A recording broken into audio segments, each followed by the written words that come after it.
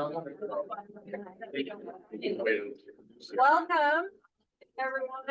We're going to go ahead and get started with our first tech lunch of 2026. Super excited to have such a fantastic turnout for this. Thank you all for coming out. I know January is a particularly busy month for those of us who are in environmental, since it's reporting season and some of that stuff's due here at the end of this week. So thank you for taking the time to do this.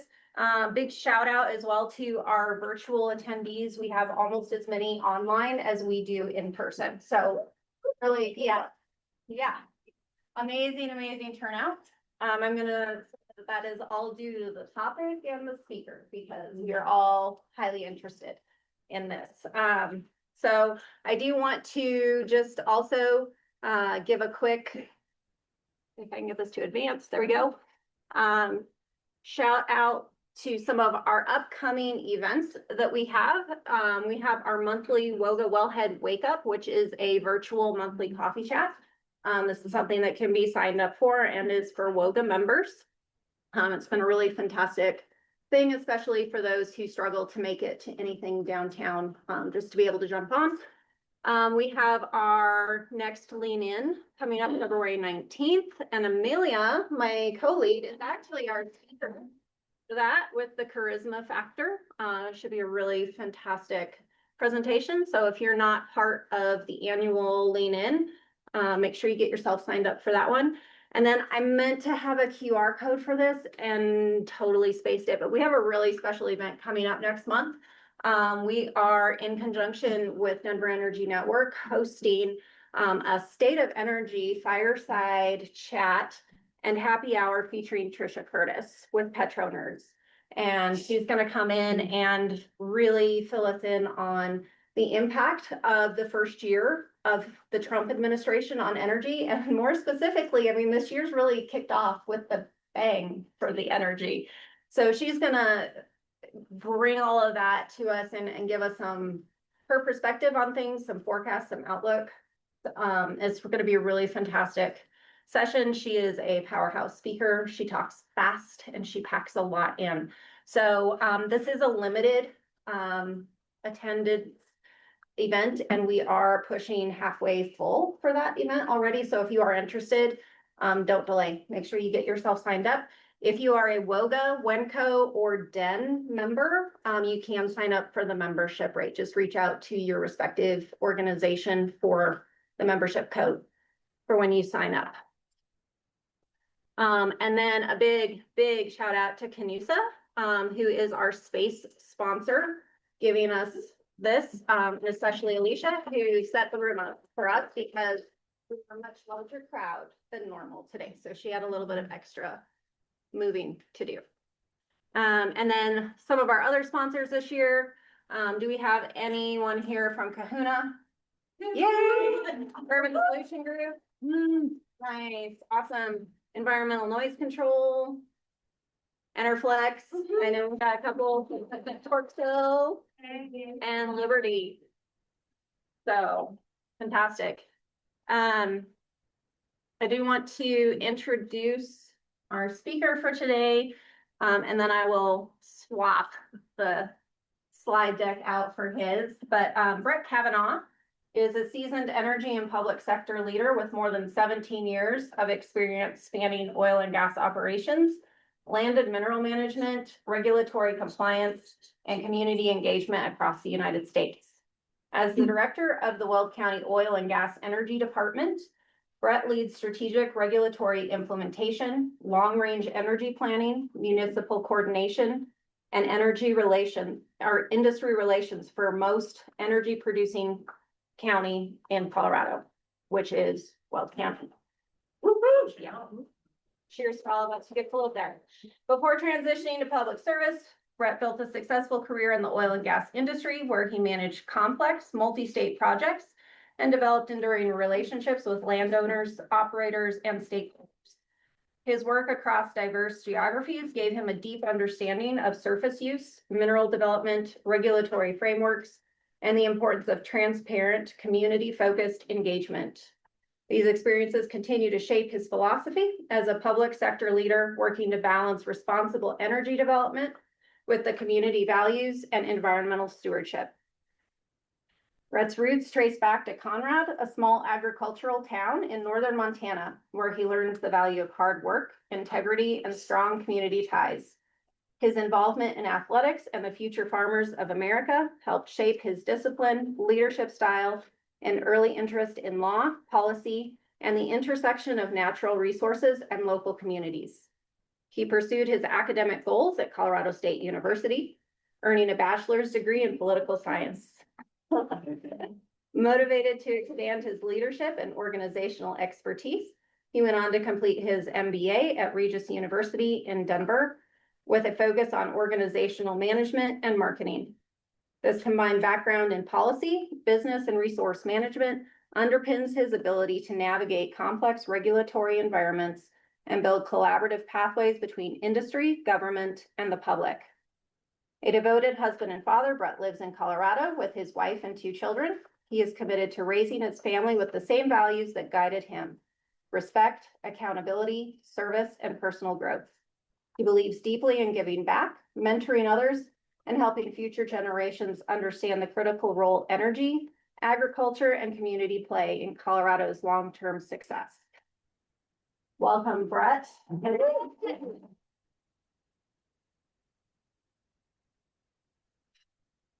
this one. This one.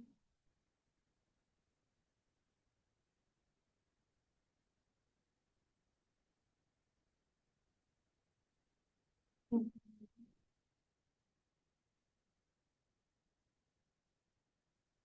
do all the things.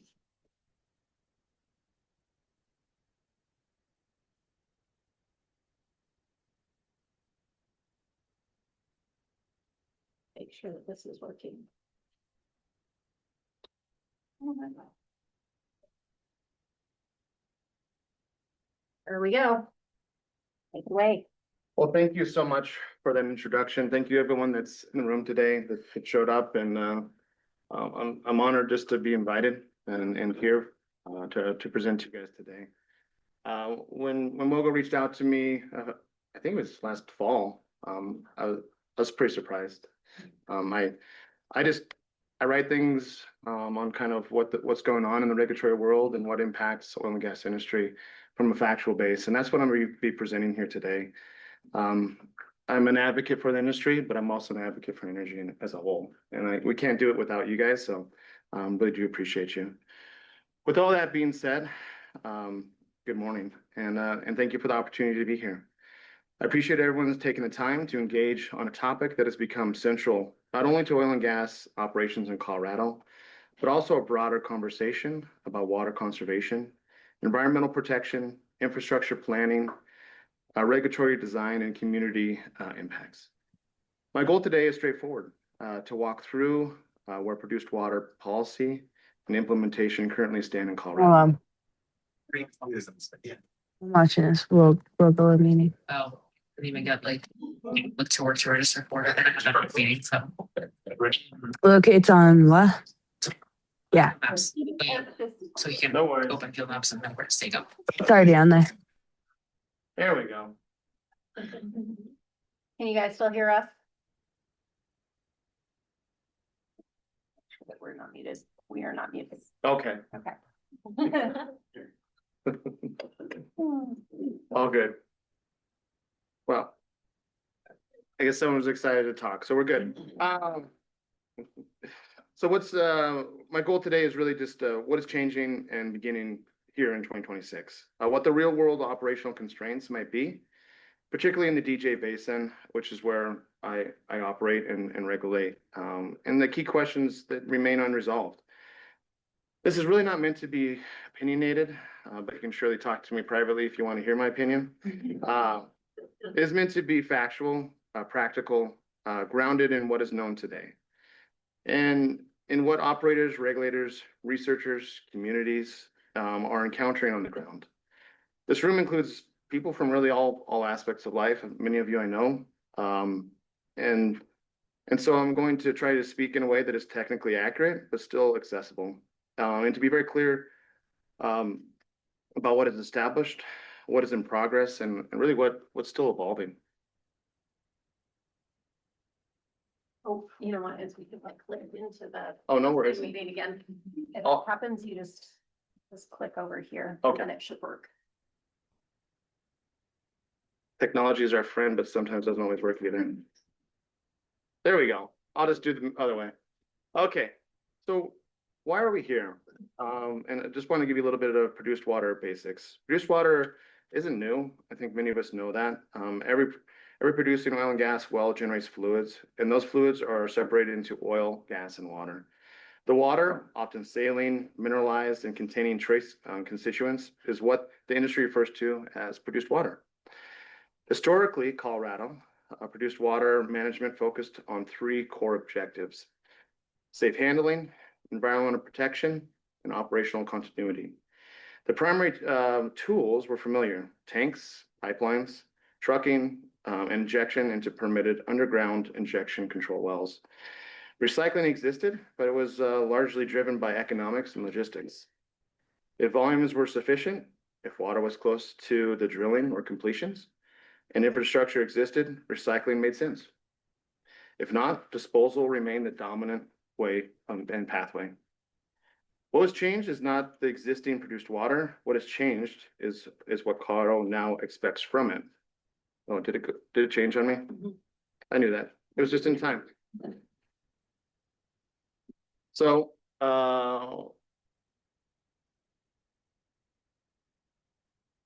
really what I'm going to talk about, which slide am I on? Okay. Sorry about that. And yes, I did generate that from AI. Because you can't type in a picture of produced water, and so anyways. So, legislative basis, really the House Bill 23-1242 passed in 2023. It directed the state reduced industrial fresh water, including oil, and to increase recycling and reuse of produced water. The ECMC rules taking effect January 1st, this past January, obviously just past January 1st, implemented that legislative direction. The shift produced water from a back-end operational issue to a front-end planning and performance metric.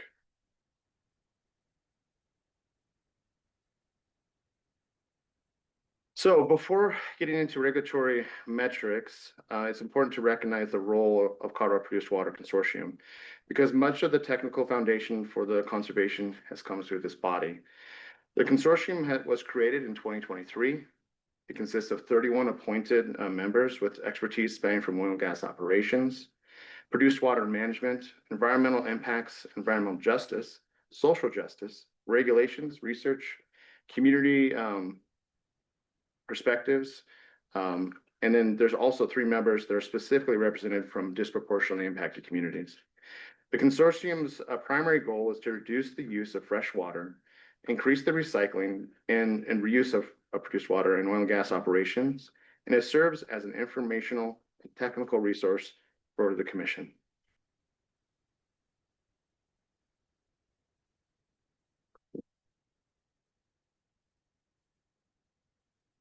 Since its creation, the consortium has produced 9 legislative required reports, which is pretty impressive. Those reports collectively establish the baseline understanding for Colorado's produced water program. They included literature review of existing research, analysis of the regulatory landscape, assessments of current and future infrastructure needs, and especially at higher recycling rates. Identification of barriers to large-scale safe recycling, and a survey of toxicological and analytical methods. Wow, that was a big word this morning. Methods relevant to any consideration of produced water use outside the oil field. The consortium has also submitted 2 formal recommendation packages to the ECMC. The first, which was done in September of 2024, which informed development of produced water rules. The second, which was just done this last fall in September 2025, addressed the specific legislative requirements in House Bill 23-1242 related to centralized facilities and disproportionately impacted communities. ECMC has asked the consortium to explore alternatives to complete a prohibition on centralized produced water storage and treatment facilities. That effort resulted in recommendations for alternatives, enhanced protections, and comprehensive regulatory and review of relevant state agencies. Those recommendations were presented to the ECMC just last fall in October of 2025. The consortium's work matters because it's one of the primary places where Colorado has attempted to bring scientific research, regulatory analysis, and operational realities and community perspectives into the same technical conservation.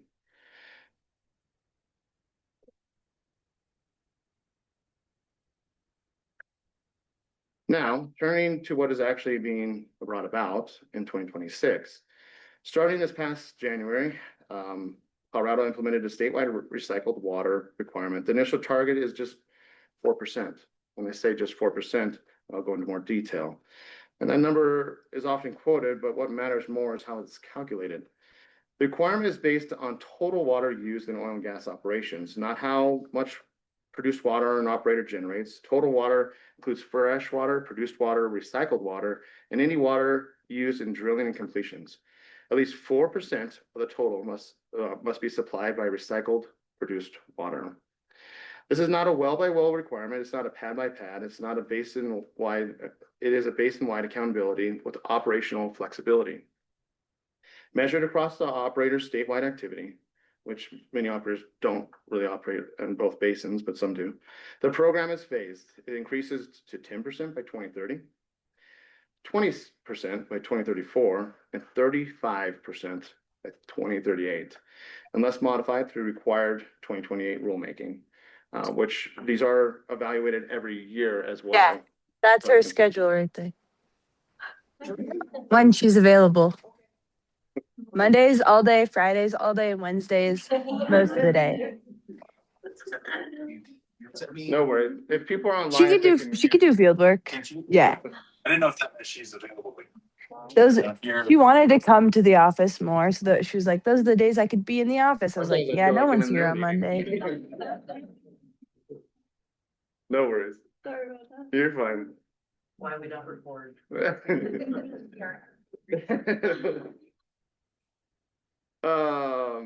So yeah, the requirement is based on total water. So the program is phased, as I said before. The rules are also established formal compliance pathways. Operators will demonstrate compliance through direct recycling, through use of credits, which I'll get into, or through qualifying technical logistical constraint demonstrations. Credits, on to slide 7. So talking a little bit about the recycling requirements, then we'll get into this. So credits begin to be earned in the first compliance year, being 2026. There was some confusion where the ECMC was going to allow for permits prior to 2026, but it's everything that's been submitted moving forward. So in general terms, they function on a barrel for barrel basis. Once an operator meets the minimum threshold, each qualifying barrel of recycled produced water can generate a credit. Credits are reported annually. So beginning in April of 2027, you can then be used for subsequent compliance periods or within 24 months, and only within that basin, consistent with the program timelines. Operators demonstrate compliance through Form 47 and the new annual certification process. I think the website's still being built, as I understand, even as of last week. So much more to come. Credits may be transferred to another operator using Form 48T. They cannot be transferred from one basin to another, as I stated, and they cannot be generated and transferred within the same quarter, which is kind of interesting.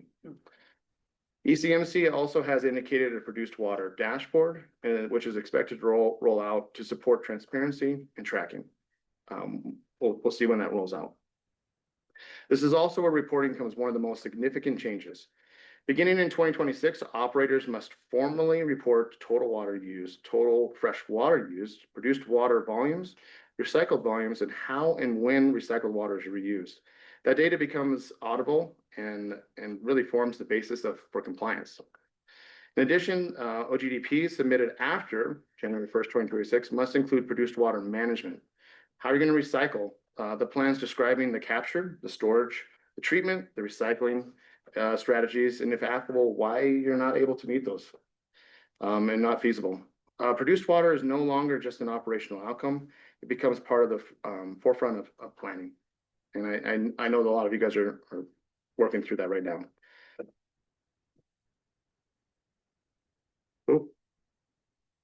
So those are all the compliance points. I'll move on to, oh, my finger's a little tricky. There we go, trucking. Another major change is in the vehicle miles traveled associated with the management are now required to be reported. ECMC Rule 431 requires quarterly reporting of vehicle miles related to water management, including trucks transporting fresh water, produced water for disposal, produced water and recycled produced water for recycling or reuse, and recycled produced water alternatives. It's a lot of different things. This introduces a formal mechanism to quantify trucking associated with water handling, loaded and unloaded, which is critical with evaluating cumulative impacts. On average, in the DJ Basin, they're traveling 20 plus miles at a time. So this really brings us to the DJ Basin and the reality of the conditions we're dealing with here. Now, it is one thing to describe the rules. It is another to understand what this means in practice, particularly here in the DJ Basin. The DJ Basin has fundamentally different produced water profile than many of the major producing regions. In parts of Texas and New Mexico, operators often produce far more water than they can even use. That surplus makes recycling infrastructure easy to justify because large continuous volumes exist at the field level. In the DJ Basin, though, produced water volumes are comparatively low, as we all know. A common description is roughly 1 to 1.5 barrels of water for every 8 barrels. I've heard some people say it's 1 to 1.5 for every 5 barrels. So it kind of depends, through variables and formations and really the well age. So it ranges.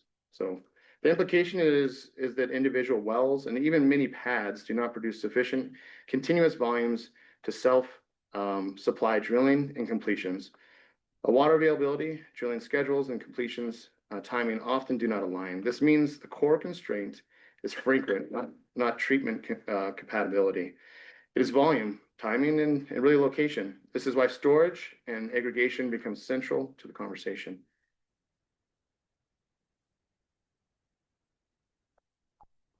Before getting deeper into recycling, it is important to understand how produced water is currently managed at the scale. The consortium reports that approximately 93% of produced water in Colorado is disposed using underground injection wells or Class 2 wells.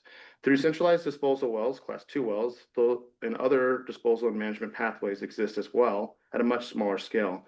These include permitted centralized E&P waste management facilities, on-site engineered pits, and impoundments approved by the ECMC for storage, treatment, or limited disposal, evaporation or infiltration pits or seepage pits, and highly regulated surface discharge authorized under CDPHE's Colorado Discharge Permit System. Evaporation pits, which are part of the historical and regulatory framework in Colorado, are not used in the DJ Basin and fundamentally conflict with current objectives to reduce fresh water demand and maximize produced water recycling and reuse. Evaporation pits, while part of the historical and regulatory, all these alternatives are subject to site-specific permitting, liner and containment standards, monitoring and reporting requirements, and water quality limitations, and they remain far less common than underground injection. The produced water availability report also shows that the Rio Blanco and Weld counties account for the highest produced water volumes in the state.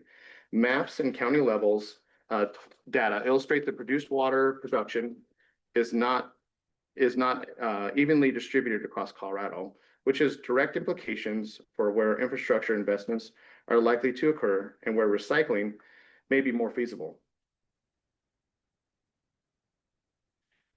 Infrastructure reporting also identifies the lack of produced water pipelines, a significant barrier. In many areas, these pipelines are not shared resources. They are built and owned by specific projects or for specific projects, not an interconnected network. Mapping and consortium current infrastructure report shows produced water pipelines in the DJ Basin are limited and fragmented. These same reports show that distribution of pits and produced water facilities statewide highlight how uneven and site-specific the existing infrastructure is. All this reinforces a central point that produced water recycling is not just a treatment question, it's a fundamentally an infrastructure question. Impacts of Colorado, where class 2 disposal wells are permitted, such as Adams, are not permitted, such as Adams, Elbert, and Arapahoe counties. Produced water handling is largely trucked there. These pipeline infrastructure, there is a limited pipeline infrastructure and limited disposal capacity. Even recycling, where it occurs, often relies on trucking. Below roughly 10%, 10,000 barrels per day, recycling infrastructure becomes difficult to justify economically. And without pipelines and storage, scaling recycling up tends to increase truck traffic. A single modern development can generate dozens of water truck trips per day. In some scenarios, 80 or more truck trips associated with water management at a single location. That traffic affects more than just congestion. High volumes of water hauling directly impact road safety, roadway wear, and community disturbance, and they also a meaningful source of air emissions. I know that's the topic that people don't like to talk about, but each truck mileage travel generates diesel exhaust pollutants, including NOx, particulate matter, greenhouse gases, and VOCs associated with both the engine exhaust and the transportation of the hydrocarbon-bearing fluids. In aggregate, these emissions can influence local air quality, ozone-forming precursors, and particularly in high-activity areas like in the DJ. This is why vehicle miles traveled reporting is so important. It provides a defensible way to quantify cumulative impacts from water hauling rather than assuming them, and it allows regulators and local governments to better evaluate true air quality and community footprint of trucking compared to alternatives such as pipelines and centralized recycling. If environmental benefit is an objective, then full system evaluation matters. Recycling pathways that rely primarily on trucking may reduce freshwater withdrawals, but they can increase truck-related emissions and community impacts. Recycling pathways supported by pipelines and storage can reduce both freshwater use and trucking. The system design determines the outcome. This brings us back to storage, and the DJ produced water volumes per well are modest. To recycle meaningfully, water must be aggregated across time and across wells. To aggregate reliability, you need storage, some way to accumulate water and align it with drilling and completion schedules. Storage is the enabling link between production use. Without storage, produced water must be used intermediately or hauled away or injected. Storage volumes can be buffered, treatment can be consistent, and reuse can become predictable. That is why many experts view storage, when engineered, monitored, and regulated appropriately, as one of the most effective ways to both increase recycling and reduce trucking.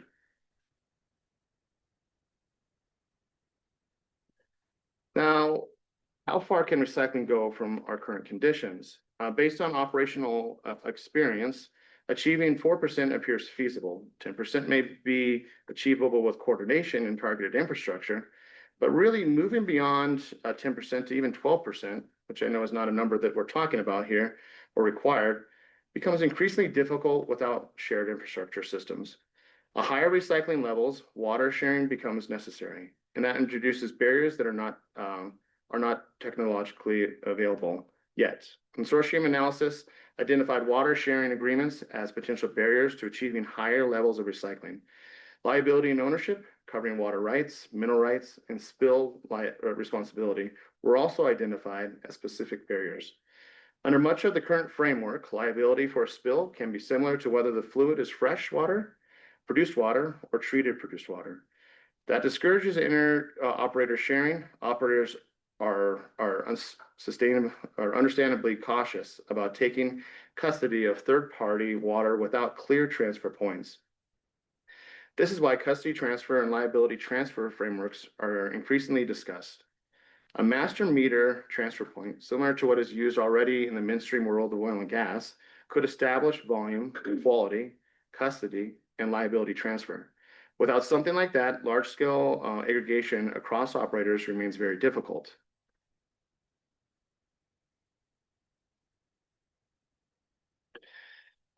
So that's why we're going to talk about definitions and why they also matter. Produced water and treated produced water are operationally different fluids, but they are often regulated similarly. This may be partly due to the lack of formal definition for the treated produced water. Fresh water, for example, is loosely defined by the ECMC rules as water that is not produced water or recycled water alternatives. As treatment improves and as research expands, how Colorado defines treated produced water will influence both regulatory treatment and operational adoption. Even when recycled water meets all required treatment standards, many operators remain cautious about using it in well completions. This caution isn't just about regulatory compliance. It stems from real technical uncertainty about how treated produced water performs compared to fresh water, how it interacts with the reservoir rock, equipment, potential long-term impacts that could create operational problems or expose the company to liability. At CSU Denver's Spur, down at the National Western Stock Show, which if you guys went there over the last few weeks, at that campus, they've conducted projects using treated produced water to grow crops, which is not reported on anywhere out, but I'll let you guys know that. Demonstrating potential non-oil field applications under controlled conditions. That work underscores why toxicology and analytical research matters. Any consideration of broader reuse depends on reliable methods to characterize and manage risk. If they're able to grow crops safely, what's next?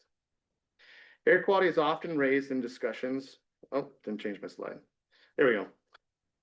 Air quality is often raised in discussions about produced water storage and recycling, and it needs to be addressed carefully, especially in Colorado's Denver Metro and Northern Front Range ozone non-attainment area, which we all love that word, which includes Weld County. Colorado already operates under some of the most rigorous emissions tracking frameworks in the country.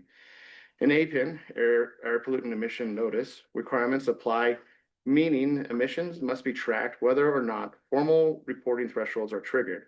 Available data indicated that evaporation ponds and storage impoundments account for a relatively small fraction of the statewide VOCs and a small fraction of statewide benzene emissions, particularly where modern controls are in place.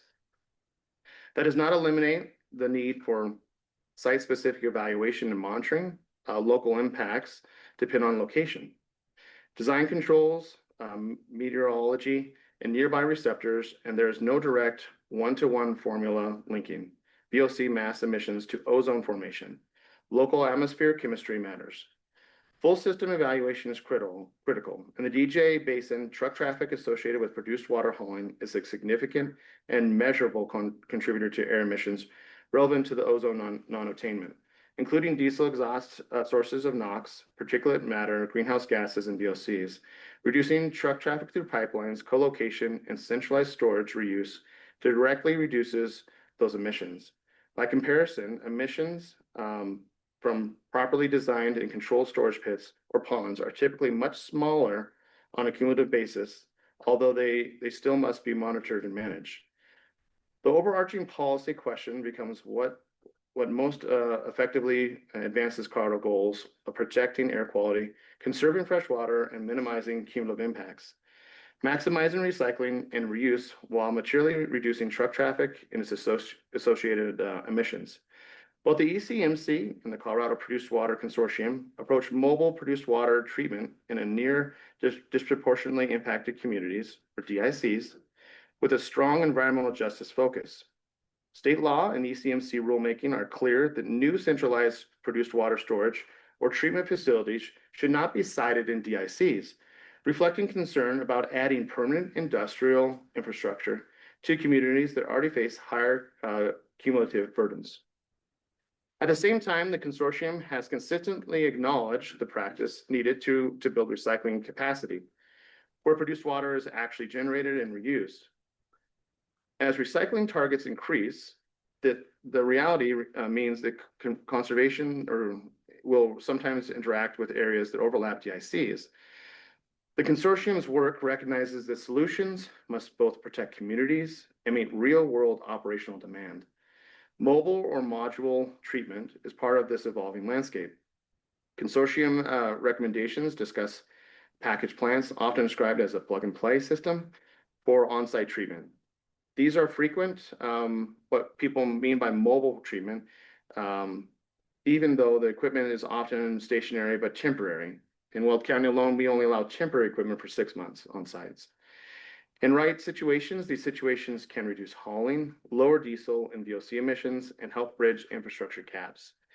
At the same time, the consortium has clear mobile systems as tools, not substitutions for aggregation, storage, and long-term infrastructure. Questions remain about whether mobile treatments can realistically support the volumes implied by high long-term recycling targets. For both the ECMC and the consortium's perspective, mobile or module treatment in or near DICs is therefore not automatically acceptable and prohibited, but something that would require heightened site-specific scrutiny. Any such proposal would be expected to introduce strong emissions controls, monitoring, and early community engagement, which I think we're all used to though by now, which is good. And to demonstrate that it meaningfully reduces overall impacts, especially truck traffic and associated emissions, rather than shifting new burdens onto vulnerable communities.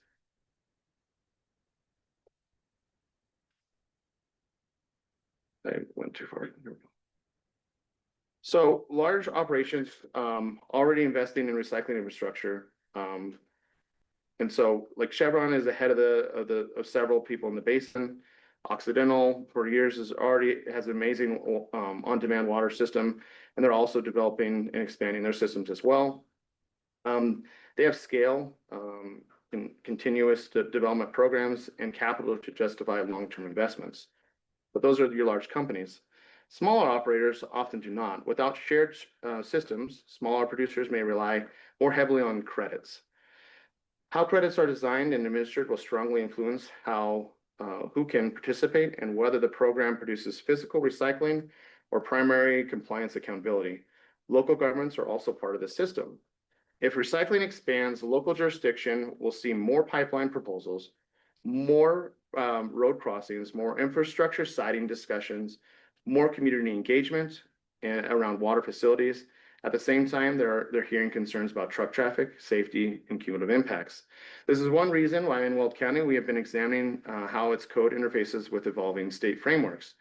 Weld County updated its land use code to allow for potential storage of treated recycled produced water in open pits under defined conditions. The intent was to anticipate infrastructure realities, reduce reliance on trucking, and to avoid being structural barrier if state framework evolves. This change does not override state authority. Acceptance and direction from ECMC and CDPHE are still required. And as of today, there really has been no formal response, even though I've reached out to them, and it's still pending. So the state rules prevail.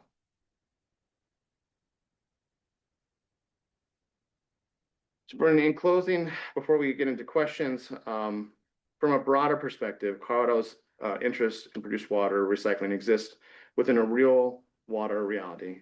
Drought, variability, and increasing competition for fresh water continues.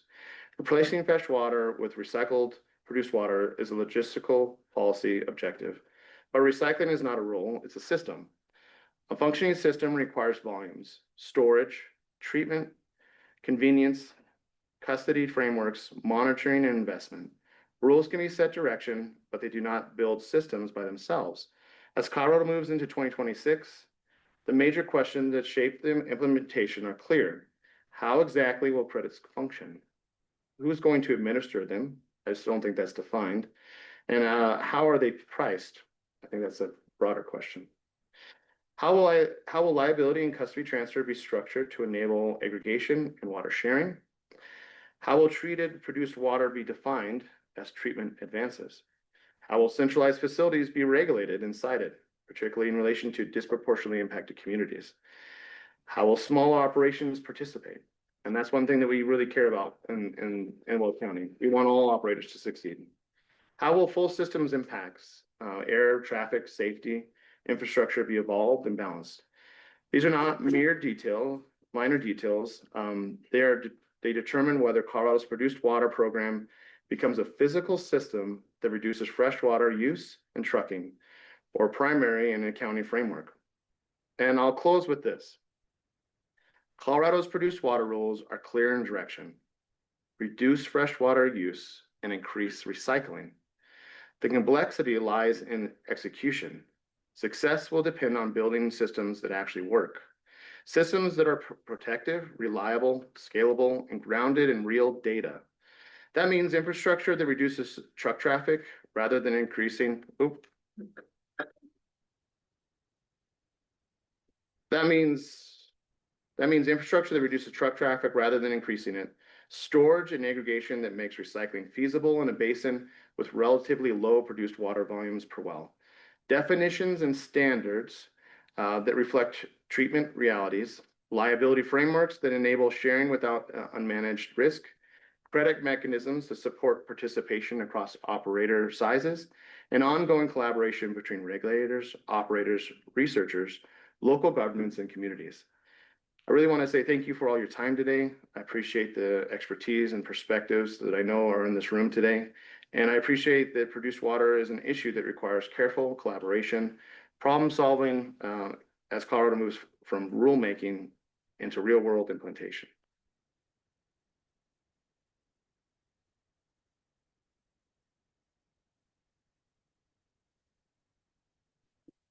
I had a question about some of the terms that you were using. So when you're talking about fresh water, returning everything to fresh water, so I'm assuming that is removing any heavy metals, any of the dangerous chemicals, things like that, and returning it to something that can be used for reused for fracking or something like that, but not necessarily for drinking water. I mean, I think with the right process, it could be used for drinking water, but I think you can treat water enough to be used for drinking water. And that's kind of why I discussed the actual CSU spur project. It is used for growing of plants. And if you're going to be consuming these plants, it's probably pretty safe. There's a lot of processes for treating water. I visit a lot of the treatment facilities throughout the basin. NGL, Select are great operators that have allowed us to actually go with them. We've gone on Chevron sites and Oxy sites before as well. I think there's a capability for it. I don't know if the public would accept it, let's be honest, if they know that it came from it. But hydrocarbons are a lot of the stuff that we use every day, and a lot of stuff that we already have and consume in all reality. But I don't know if the public would be on board to say, oh, this is produced water and now it's drinking water. But I think you could treat it, from my understanding.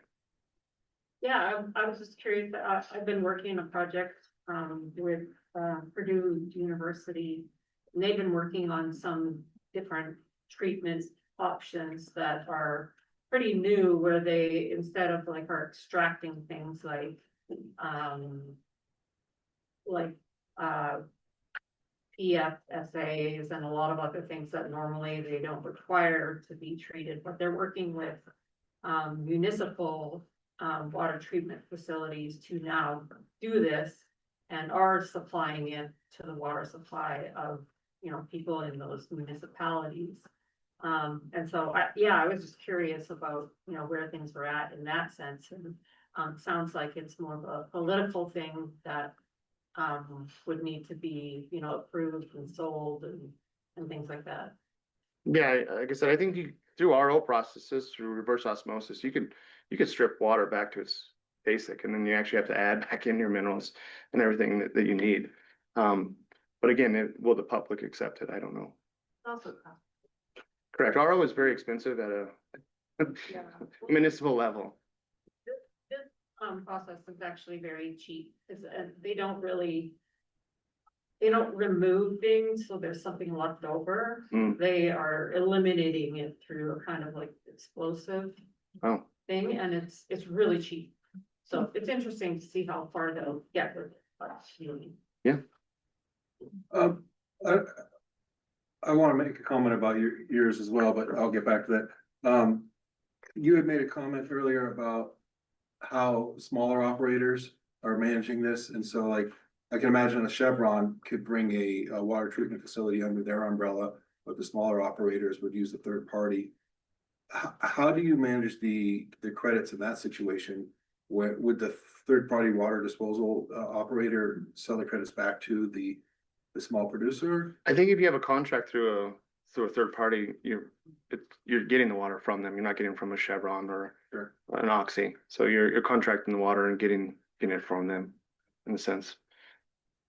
So then you produce water you're making through your production.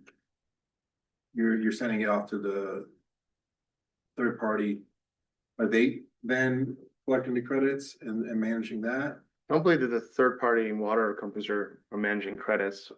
I believe it's the actual operators. Yep, okay. But a lot of the operators, as I understand, like Chevron does utilize like Select. So I don't know how that's going to work with treatment.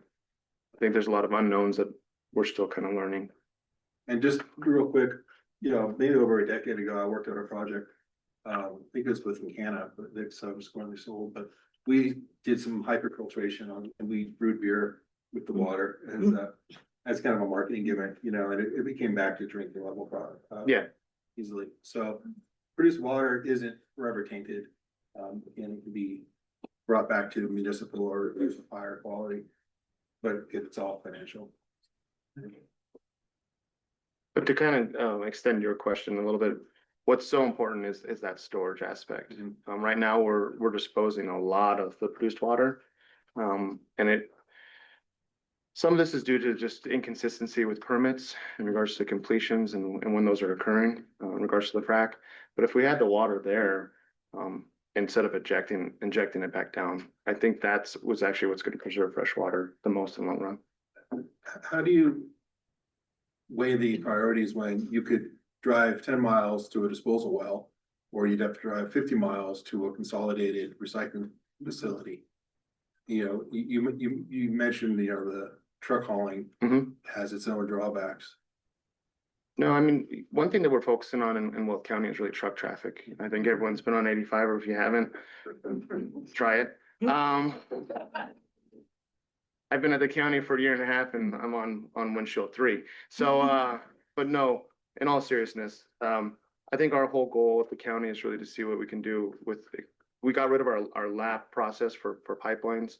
We really wanted to make sure that take away the red tape to make sure the infrastructure for everyone is going to be the most important. And so if we can get the trucks off the road from a safety perspective, first and foremost, but really if truly what this whole thing is about, produced water and recycling, and then it will conserve fresh water in the long run. I think infrastructure is key though, and shared infrastructure. On a note, are you getting much buy-in from the small operators about interest in doing pipeline? I think the third party people are already building out their infrastructure right now. We've been meeting with them a lot. So from the Weld County's perspective, we're obviously worried about the right of ways in regards to our roadways. If they're crossing us with lay flats, they say that these lay flats won't leak. That's obviously a concern. We're not as concerned as it relates to treated water, but if it's produced water, it still has hydrocarbons in it. If it breaks and then it's into the right of way or the adjacent lands being a landowner, then that's always a concern. So we're looking into all those avenues. I think true infrastructure is better. Oxy has hydrants for their freshwater system. And so or their water on demand system, I think is what they call it. So, but yeah, I think all those go into consideration. Do you know with those smaller operators that are out remotely that can't, pipeline it out, they're treating on the fly and a lot of them have been. How are they supposed to report that in this current year where it started without having the gathering place to recycle the water? Have they been reporting it in the past just to report it? Well, moving forward, they have to. So any permits moving forward, they're going to have to say why we can't, and what infrastructure they're able to do it. I think a lot of it's going to still be done through truck. It's going to have to be. We're already getting permits for temporary MLBTs, so temporary storage facilities on site. And we're working with them. We know 6 months isn't always viable. And so making sure that they can move forward. And also just understanding how they're going to be trucking it. So we really evaluate haul routes in regards to communities, how it impacts the adjacent landowners and stuff. So all that gets taken into perspective. it's gonna be really hard on these smaller operators. And so as credits really are formed and really distributed next year, it's something that I'll be following closely and seeing how this is impacting them or not. But as I said before, I don't know what the price of these credits are. I don't know how that's gonna be administered. Unless if someone knows something that I don't, I don't think we know what these credits are gonna be going for. So speaking of credits, maybe you again very briefly explain how the credit system works, like how they're earned, how they're used. I briefly talked about it. So it's basically for every 1 barrel, it's 1 credit. Okay. And so, but my concern is that the larger operators are just gonna dispose of it. And if the true intent is for fresh water, we need storage. And so, just to clarify, and I know I might have spoke quickly and there's a lot to consume there. Ponds, as they sit right now, are holding, they cannot be open, especially because we're in a non-attainment area. And so something I'm trying to work with the state is to recognize that treated water does have a reduced hydrocarbons, your VOCs, your NOx, everything like that. And to really capture them or cover them, you're going to be sending them to a burner that is going to be creating its own. So it's kind of, what's the trade-off? My trade-off is let's get trucks off the road. Let's build that infrastructure. This isn't a one-time use. We know that we have to use lay flats because we can't get them everywhere, and it doesn't make sense to build infrastructure everywhere. But just like the gathering systems that midstream companies have in oil and gas, let's share these assets and systems too. Any other questions or thoughts? Yeah. Can you give me your thoughts on, I guess you talked about some of the recommendations for the rules of this exponential curve going from 4 to 10 to 20% just by 2034. Yeah. The feasibility is 12%, which is like, asymptotically, like, I think I've heard like storage has to be the big thing, right? Mhm. But are there other technological advances that you think that might? There's only so much water. Right, yeah. But that just seems to be a disconnect in what's gonna happen. Yeah, I mean, when there's always a disconnect. I mean, there's things that are done legislatively and we have to actually deal with how to implement them. And that's the difficulty that we always are from a local jurisdiction or a county to operators that actually have to live with it. There's the feasibility, the economics tied to it. And as I always discuss with our commissioners and in our county, how do we be sustainable into the future and what can we do to make sure that all energy moves forward? But there isn't enough water. And so that's why storage is so important. And so I don't want to inject it. As some of the consortium I've talked to has discussed actually trying to bring the water back out.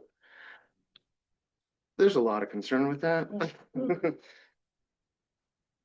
Regulations to the concept of alternative Yep. produced water, like what could be considered equivalent Yep. to produced water that could, be used as a 1% to 1% or, so I think when they go back to evaluate that in 2028, they'll look at those percentages based on just data. Yeah. What's possible. And the DJ is difficult because, like I said before, as I understand from operators and just talking with other third parties, I think the max we can probably do is 10 to 12%. And unless if we can truly make some drastic changes. That's concerning. Is that simply just the logistics of Weld County, or would that apply to other basins? That would apply to the DJ basin as a whole. So not just Weld County. We have folks from Adams here today. But it impacts the whole DJ. Really, when we look at the western slopes, they produce much more water than we do. So those issues they don't really necessarily have them that we do. So they can treat like they do in Texas and New Mexico right on site. Right, on a bigger picture. Yep. Outside of Weld County and outside of Colorado, is this like infrastructure, storage, recycling issue being discussed across the border in Wyoming or in Utah or nationwide at a different level? Are there other instances that we can utilize to implement infrastructure to get that going? Yeah, I mean, Texas is actually watching us right now. I know pretty closely to see how we're managing this from a legislative and rulemaking process. But water across the Rockies is really important. And how do we protect it, preserve it, and make sure that it's still here? We're growing as an overall state. I think this is the first time I think we're actually declining, but as I saw in the report today. But anyways, so maybe our water's safe. But no, in all reality, like how do we protect that water? And other states are looking at this, but Texas has an amazing infrastructure for So they're water. already doing. Well, they inject most of it, and so a lot of it they can treat it on site, but they don't have disproportionately impacted communities because they're out in the middle of nowhere. And so DJ's Basin is one of the only basins where we're right next to urban and residential development. To be clear, that's what you mean, disproportionately affected is urban or suburban or whatever. Yeah, it's based upon census data, education, income, all sorts of different aspects. And there's an evaluation through EnviroScreen and all sorts of stuff that determines disproportionately impacted communities. I think New Mexico has a lot of regulations in place in terms of like following freshwater use for fracking and things like that. And potentially an infrastructure to store pipeline water. And we're already starting to get permits from third-party industries. So we're seeing the expansion happen. I was expecting it much early. I mean, we're January of 2026 when it's starting to go already, but but it's at least we're starting to see it, and we see the need for it and understand the purpose. So we're really trying to make sure that we're processing those as quick as we can. Are there any current restrictions or I guess oversight either on the weld or ECMC level with running produced water and lay flat lines? Or is it just, as of today, just go ahead, you could do it? There's no restrictions. There's just concerns. And I think it's more about the liability and the risk. Obviously, we want to keep the trucks off the road, so that's seems like a logical thing to do. I just didn't know if, yeah. I might want to rephrase because I don't want to like be anti-trucking. It's just more about the safety. And so what can we do to reduce the truck traffic? And first and foremost, there's so much water associated with it. And it's not going to stop your sand trucks or your construction trucks. It's just what can we do from your water perspective? And a lot of people, let's be honest, they don't know how to drive their own trucks.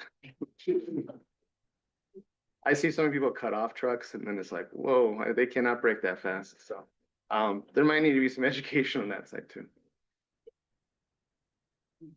Any other questions or comments? Well, I just want to say thank you. Please reach out to me. If you want to get with me, I do have a few business cards. You can always reach out to me through Weld County. My office phone rings to my cell phone, so I'm always available. And I mean that truly. I do care about the industry. I care about the communities. Anyone that reaches out, I do want to hear your perspectives, your thoughts, your concerns. We draft our code to reflect the changing times, and we're changing. So thank you so much. I'm